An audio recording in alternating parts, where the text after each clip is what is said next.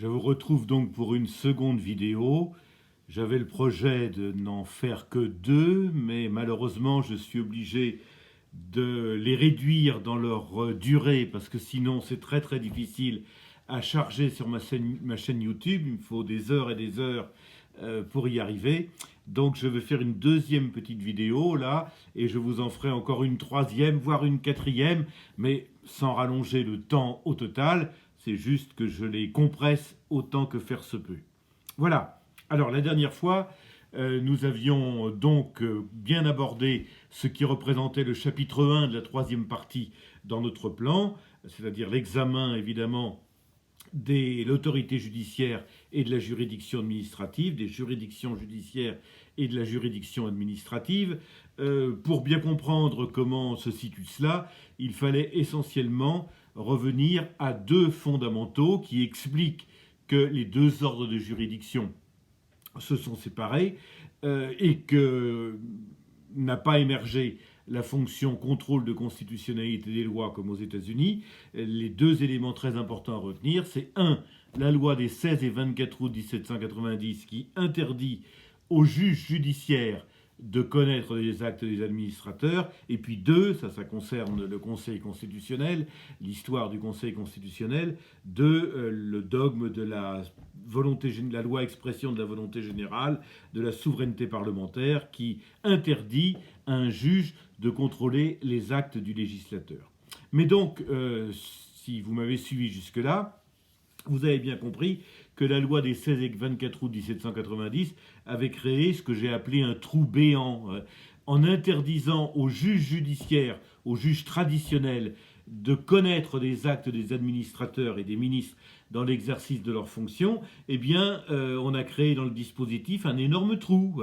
Il n'y a, avec la loi des 16 et 24 août 1790, il n'y a pas de juge pour juger l'administration. Alors évidemment, ça arrange l'administration, ça c'est évident, mais surtout l'administration révolutionnaire qui, par définition, est révolutionnaire, donc n'est peut-être pas entièrement respectueuse des canons modernes de l'état de droit.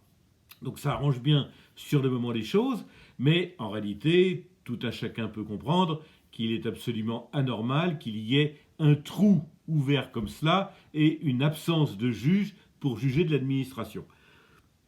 On peut comprendre éventuellement, en tout cas on comprend pour quelles raisons les révolutionnaires ont dit ça, on peut comprendre pour quelles raisons donc le juge judiciaire ne peut pas juger des actes de l'administration, mais il est difficile d'imaginer qu'il n'y ait pas de juge spécialisé dans les actes de l'administration. Voilà.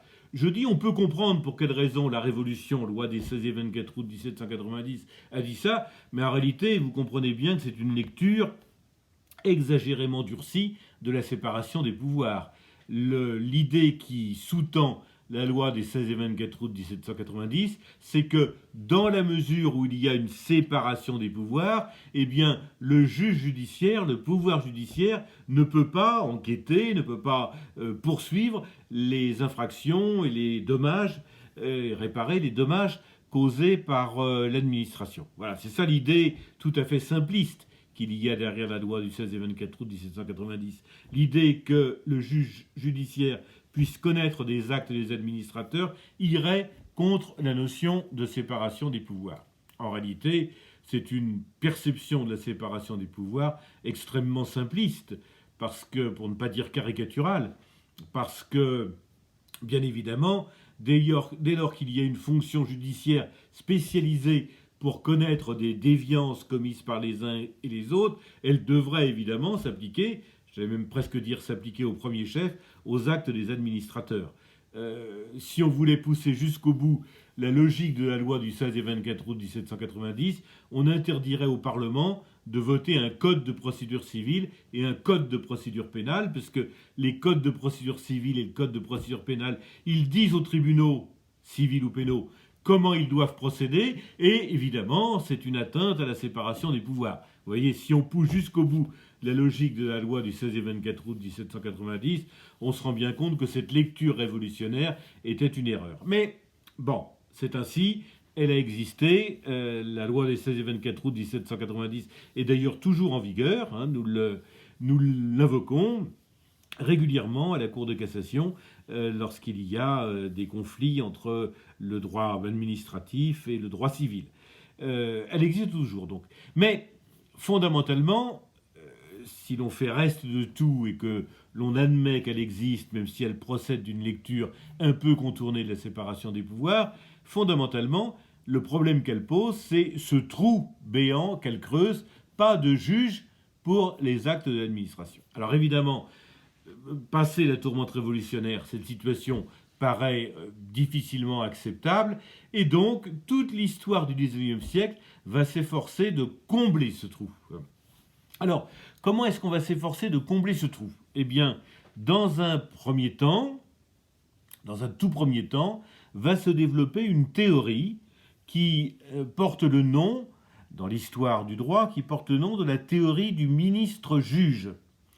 Quel est le sens de cette théorie? Quel est le message de cette théorie? Eh bien, c'est de dire que puisque le juge judiciaire ne peut pas venir mettre son nez dans les affaires de l'administration, du pouvoir exécutif, à ce moment-là, il y a un juge naturel qui s'impose, c'est le ministre, chaque ministre dans son département ministériel, puisque dans chaque département ministériel, le ministre est le chef du département ministériel. Donc vous voyez la démarche, hein, il n'y a pas de juge judiciaire, mais nous avons une sorte de juge, entre guillemets, naturel, qui est le chef de service. Voilà. Évidemment, cette conception, là encore, n'est pas satisfaisante parce qu'elle confond le juridictionnel avec le disciplinaire. Évidemment que le ministre, comme chef de département ministériel, il est responsable de la bonne discipline dans son département ministériel. Mais ce n'est pas parce qu'il est responsable de la bonne discipline que pour autant il remplace l'absence, il supplée à l'absence d'un juge. Juge et chef investi de la discipline, ce n'est pas la même chose. Donc la théorie du ministre-juge, elle est aussi défaillante dans sa nature même, mais c'est à peu près tout ce qu'on a dans les premiers temps trouvé pour combler le fameux trou dont je ne cesse de vous parler depuis 10 minutes. Et puis, petit à petit, les choses se sont mises dans un ordre un peu plus satisfaisant intellectuellement. Alors à partir de quoi? À partir d'une création de Napoléon, même de Bonaparte. C'est la même chose, mais on a l'habitude de lui donner le nom qu'il porte aux différentes étapes de son pouvoir personnel. Donc dès 1799, en effet, Bonaparte crée ou recrée, à partir de ce qui existait sous l'Ancien Régime, un Conseil d'État. Bon, c'est évidemment le Conseil d'État que nous avons aujourd'hui, que Bonaparte crée dans la Constitution de 1799. Il le fait, comme beaucoup de choses des constructions de Bonaparte et de Napoléon, à partir du modèle de l'Ancien Régime, à partir du Conseil royal, du Conseil du roi, mais il lui assigne à ce Conseil d'État nouvellement créé un rôle bien particulier qui est celui de conseil du gouvernement. Chaque fois que le gouvernement élabore un texte de loi ou un texte de décret, eh bien, dans l'idée de Bonaparte, il doit bénéficier des conseils avisés d'un groupe de hauts fonctionnaires, même au sommet de la fonction publique française, et qui, par leur expérience, par leur connaissance, va pouvoir lui apporter des conseils pour la confection des textes. C'est encore, aujourd'hui, une des fonctions importantes, sinon d'ailleurs la plus importante, du Conseil d'État. Chaque fois que le gouvernement dépose un projet de loi, ou lorsqu'il envisage de prendre un décret, eh bien, il consulte, selon le cas, il doit consulter ou il peut consulter le Conseil d'État qui lui donne son avis et qui quelquefois lui réécrit sa copie. C'est encore aujourd'hui la fonction du Conseil d'État. Et c'est pour ça qu'il a été créé en 1799. Mais petit à petit, les ministres juges, les ministres qui devaient parfois juger, entre guillemets, une affaire de contentieux administratif en vertu de la théorie du ministre-juge, se sont dit, mais au fond, nous avons ce Conseil d'État qui est fait pour conseiller le gouvernement dans la rédaction des textes. Pourquoi est-ce qu'on ne le consulterait pas pour régler les questions de contentieux administratif qui nous sont posées? Et petit à petit, les ministres d'ailleurs, se sont mis à demander au Conseil d'État un avis en matière contentieuse. Bien sûr, et pour très longtemps, la demande qui était faite au Conseil d'État était seulement une demande d'avis. C'était, pendant cette période-là, toujours la théorie du ministre-juge qui s'appliquait, et donc toujours le ministre qui, en dernière analyse, décidait, mais il le faisait avoir pris l'avis du Conseil d'État, et comme cet avis était l'avis de gens éclairés, déjà habitués à conseiller le gouvernement pour la rédaction des textes, eh bien, finalement, les ministres se sont mis toujours à suivre l'avis du Conseil d'État. Et ce système du ministre-juge, mais tempéré par l'avis demandé au Conseil d'État et que l'on va toujours suivre, ce système va durer de 1799 jusqu'en, tenez-vous bien, 1872. Pendant toute cette période-là, donc, on applique la théorie du ministre-juge, mais tempérée par le fait que le ministre demande et en pratique suit toujours l'avis du Conseil d'État. Alors en 1872, qu'est-ce qui se passe? Eh bien en 1872, vous vous souvenez qu'effectivement la République s'installe, même si elle est portée par des monarchistes, mais c'est la République qui s'installe, avec le suffrage universel d'ailleurs. Et en 1872, on décide de cesser de faire semblant de donner la décision au ministre, qui en réalité suivait toujours l'avis du Conseil d'État, et donc on décide de faire du Conseil d'État un tribunal de plein exercice, un tribunal pour les affaires de contentieux administratif. En 1872, le Conseil d'État se voit reconnaître la possibilité, le droit de statuer sur les affaires de contentieux administratif au nom du peuple français. Aujourd'hui encore, dans les décisions du Conseil d'État, comme d'ailleurs dans celles des tribunaux judiciaires, les décisions commencent toujours par la formule « au nom du peuple français », ce qui manifeste bien qu'ils exercent le pouvoir, cette fois-ci, non pas à titre de conseiller, mais à titre de juge. 1872 est donc, en quelque sorte, la deuxième naissance du Conseil d'État français.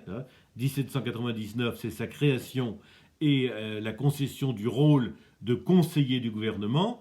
Et 1872, c'est la concession du rôle de juge au nom du peuple français pour les affaires de contentieux administratif. Et du coup, vous comprenez pourquoi, lorsqu'on présente le Conseil d'État aujourd'hui, on dit toujours qu'il a une double mission. 1, il conseille le gouvernement pour la rédaction des textes de loi et de décrets. Et 2, il est juge de contentieux administratif.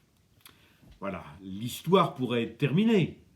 Nous avions ouvert par la loi des 16 et 24 août 1790 un trou béant, et puis eh bien, la loi de 1872 a comblé ce trou, puisque nous avons maintenant un juge de contentieux administratif qui est le Conseil d'État. L'histoire pourrait s'arrêter là, mais elle ne s'arrête pas là.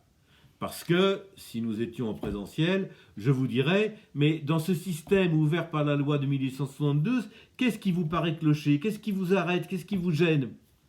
Et évidemment, je ne doute pas un seul instant que vous me répondriez, eh bien, c'est le fait qu'il n'y a, pour toute la France, qu'un seul juge de contentieux administratif, le Conseil d'État.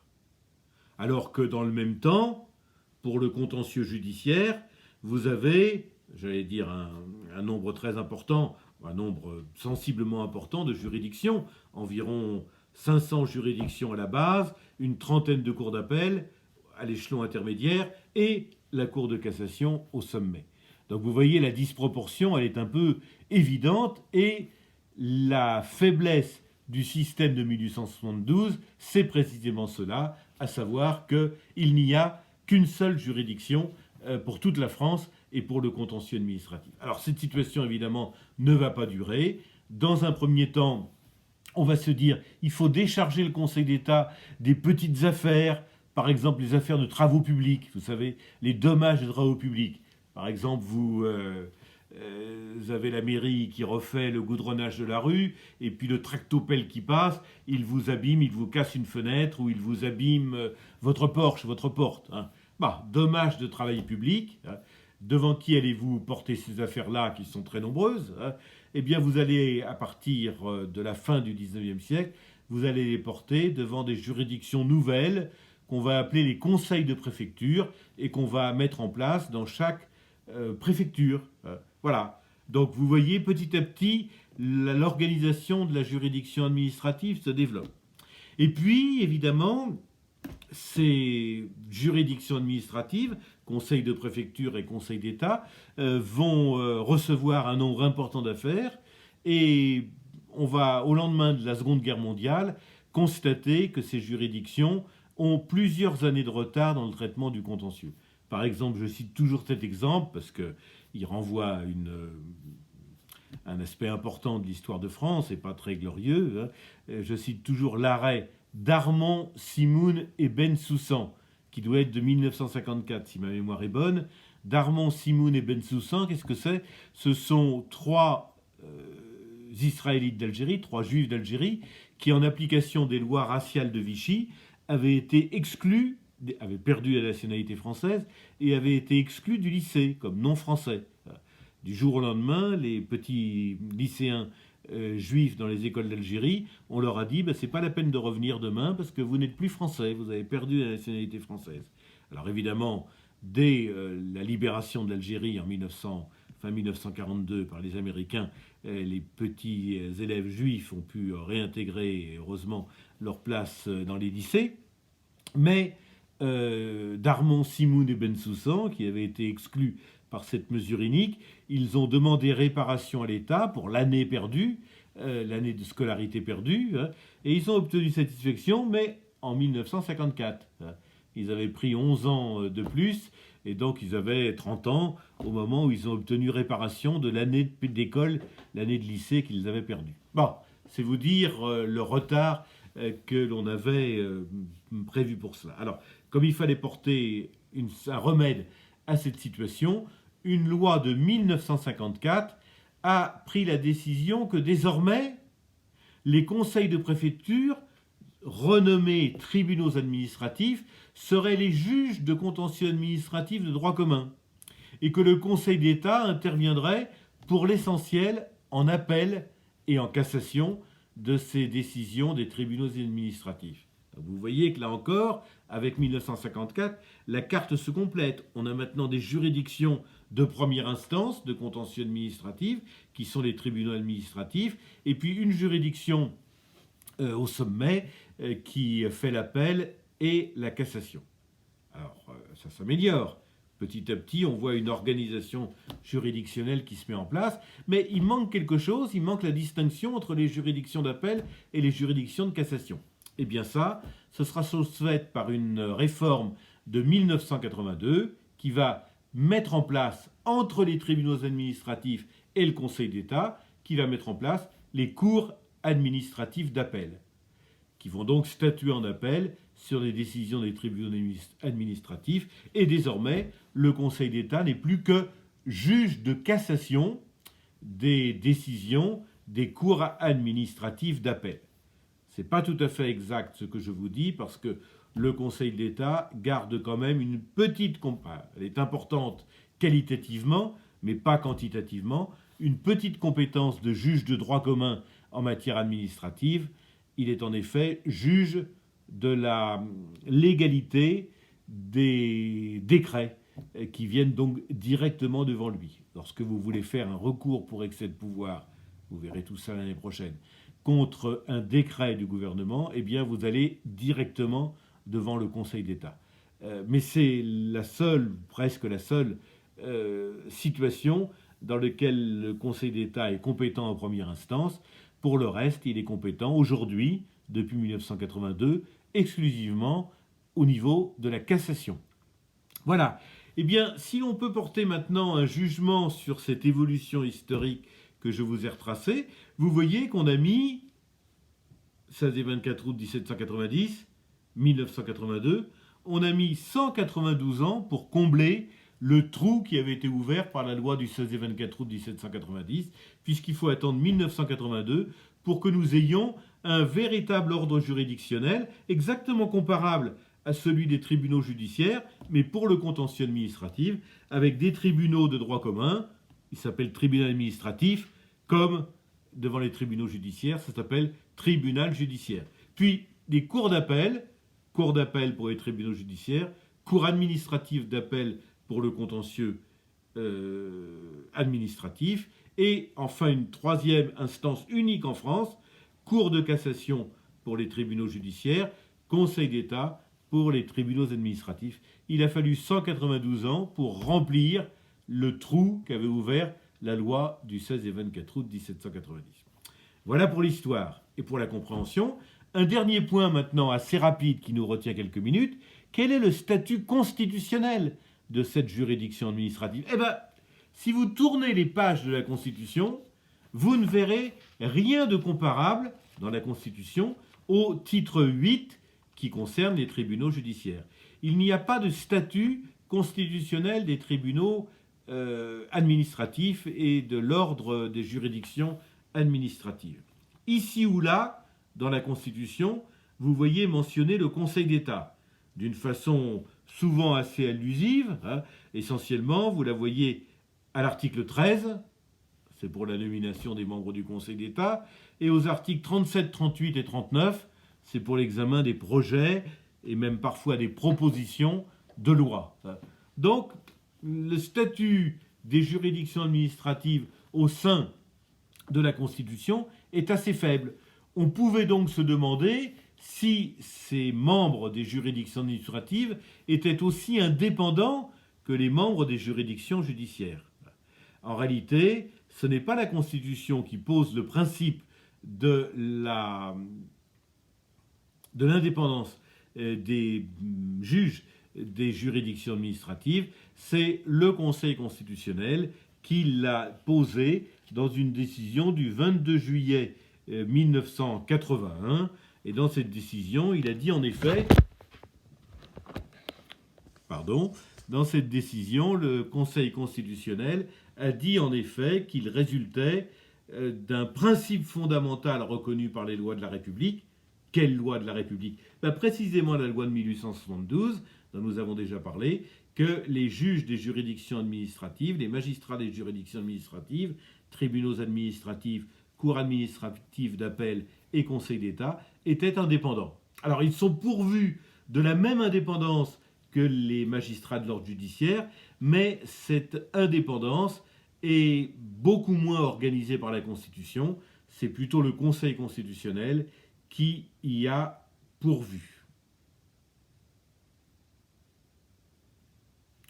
Voilà, je pense que j'ai dit tout ce que vous devez savoir aujourd'hui et que vous reverrez évidemment abondamment en cours de droit administratif, pendant votre parcours de droit administratif. Et donc, ces quelques mots terminent le chapitre 1 dans lequel nous avons examiné ce qui relevait du droit constitutionnel pour l'autorité judiciaire, c'est-à-dire les tribunaux judiciaires placés sous le contrôle de la Cour de cassation, et les juridictions administratives qui sont, elles, placées sous le contrôle du Conseil d'État et dont la séparation s'explique uniquement par la loi des 16 et 24 août 1790. Évidemment, cette séparation, nous l'avons exportée dans de nombreux pays, notamment l'Allemagne, l'Italie, dans une moindre mesure l'Espagne, mais nous ne l'avons pas du tout exportée dans les pays anglo-saxons, les États-Unis bien sûr, puisqu'ils avaient déjà leur pouvoir judiciaire dès la Constitution de 1787, mais l'Angleterre, par exemple, ignore très largement cette distinction entre les juridictions administratives et les juridictions judiciaires, qui est un peu la marque de fabrique des pays qui ont la tradition juridique française. Voilà, je termine là cette vidéo, que je vais essayer de mettre en ligne après quelques heures de chargement, et je vous donne rendez-vous pour une troisième vidéo où nous allons compléter ce qui a été dit en cours sur le Conseil constitutionnel.